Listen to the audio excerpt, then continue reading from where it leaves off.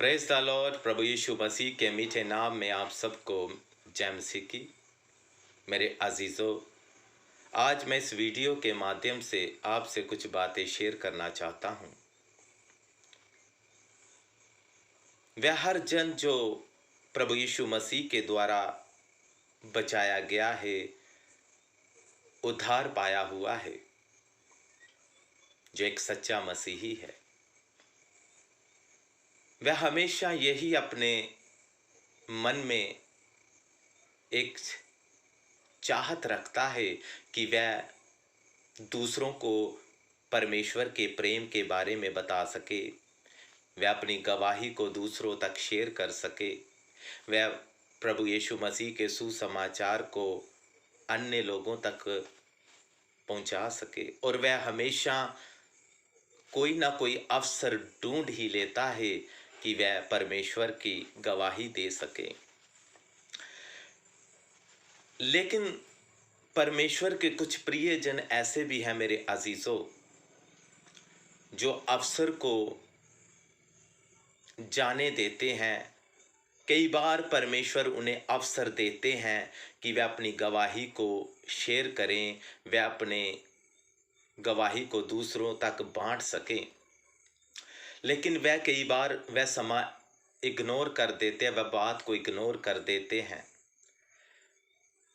कई बार उनके अंदर ये भी बात होती है कि मैं क्यों ना अपनी गवाही किसी खास स्थान पर ही दूंगा, या किसी खास मंच पर ही दूंगा, या कोई विशेष सभा में ही जाकर मैं परमेश्वर का वचन बांटूंगा, या अपने जीवन की गवाही दूसरों को सुनाऊंगा।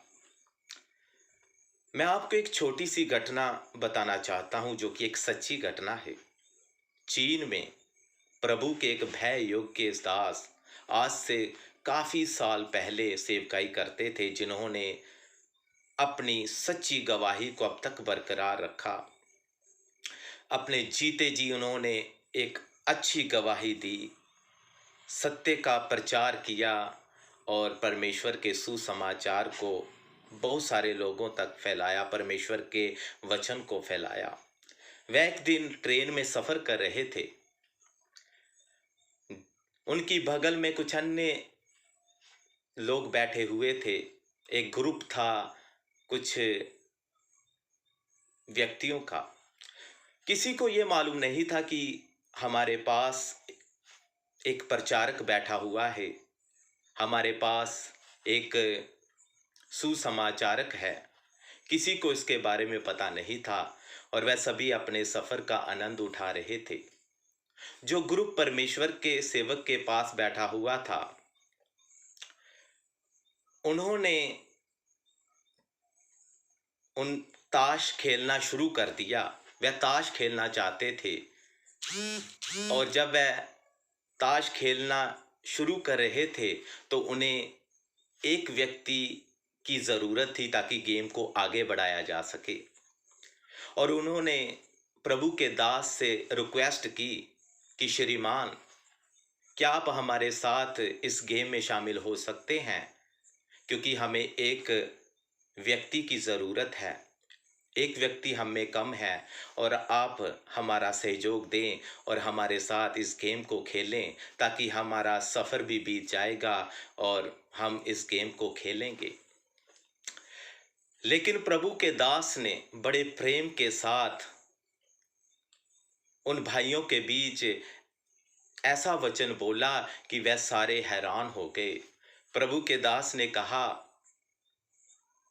श्रीमान, मैं अपने साथ अपने हाथ नहीं लेकर आया कि मैं इस गेम को खेल सकूं, या इन ताश के पत्तों को हाथों में ले सकूं। ये बात सुनकर वह सभी दंग रह गए। उन्होंने सोचा कि शायद ये पागल तो नहीं है, ये क्या बोल रहे हैं। उन्होंने कहा, श्रीमान, आप अच्छे हैं, आपके सभी शरीर के अंग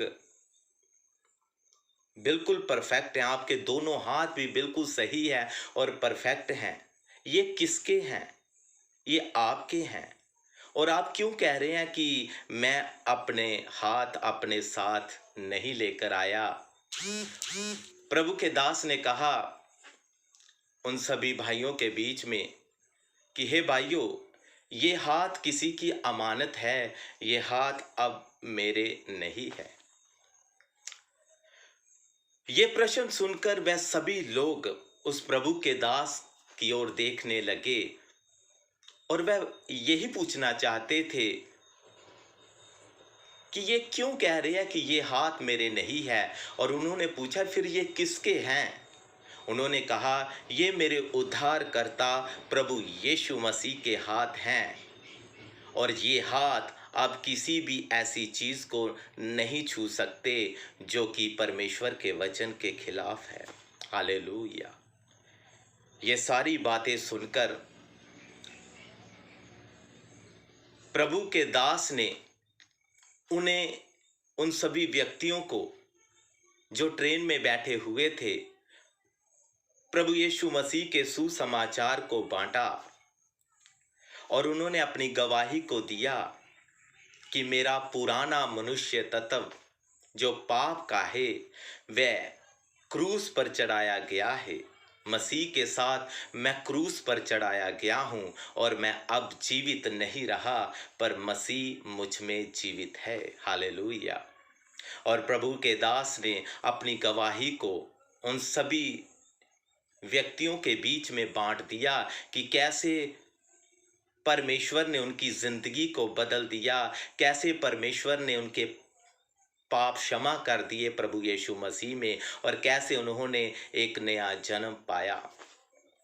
जब उन्होंने प्रभु यीशु मसीह के सुसमाचार को और अपनी गवाही को उन सभी व्यक्तियों के बीच में बांटा तो वह सुनने वालों के बीच में पवित्र आत्मा ने कार्य किया और उस गवाही को उन्होंने ग्रहण किया मेरे अजीजों, और उन्होंने जरूर आशीष पाई क्योंकि परमेश्वर के जन ने उस अवसर को नहीं खोया और अपनी गवाही उस विशेष स्थान में दी।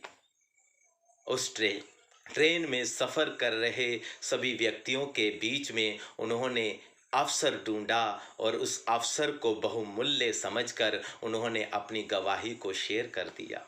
मेरे अजीजों, इसी तरह परमेश्वर यही चाहते हैं कि हम जहां भी जाते हैं, जिन हालातों में होते हैं, हम वहां पर परमेश्वर के सुसमाचार को सुनाएं और अपनी गवाही को शेयर कर सकें। जी हाँ मेरे दोस्तों, उसके लिए हमें ये नहीं सोचना चाहिए कि कोई खास स्थान हमें मिले या कोई खास मंच हमें मिले तो हम वहाँ पर ही प्रचार करेंगे या वहाँ पर ही हम सुसमाचार को सुनाएंगे।